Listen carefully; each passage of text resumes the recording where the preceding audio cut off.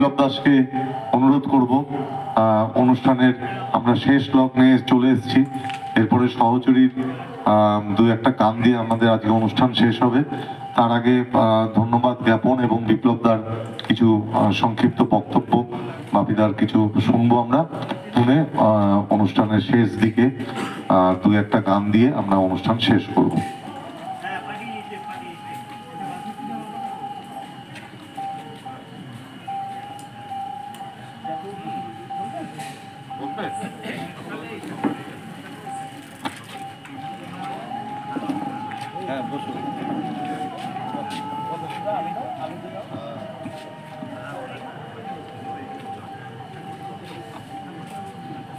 আমার মনের অনেক দুঃখ থেকে আবার বিশুদার বিরুদ্ধে আমার কিছু অভিযোগ নিয়ে আমি একটা চিঠি পাঠিয়েছি বিশুদাকে আজকে।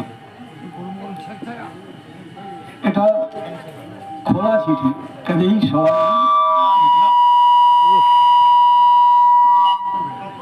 সবাই কাছেই এটা আমি পড়তে পারি।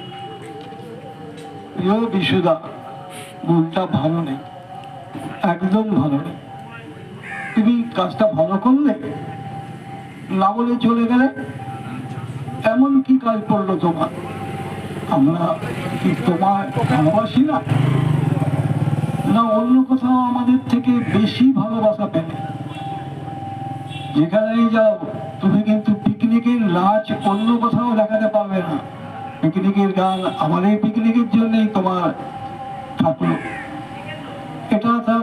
এটা তোমার একদম ঠিক কাজ হলো না। কিন্তু বিশুদা,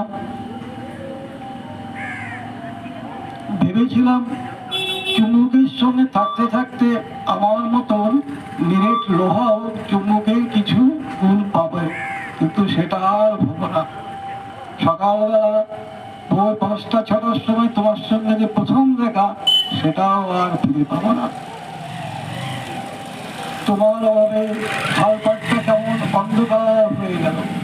বিশ্বাস করো, আর এখানে আসতে ইচ্ছা করে না। সবাই এসেছেন আপনারা বিশুদার ভালোবাসার টানে, বিশুদাকে শ্রদ্ধা জানাতে। আমি আমার ভাষা হারিয়ে ফেলেছি, তাই বিশ্বকবি রবীন্দ্রনাথের বিদায় কবিতা থেকে 4টে লাইন ধার দিয়ে তোমাকে বিদায় জানাই। আরতির শঙ্খ রবে নামিয়া আসুক তবে পূর্ণ পরিণাম, হাসি না, অশ্রু না, উদার বৈরাগ্যময় বিশাল বিশ্রাম।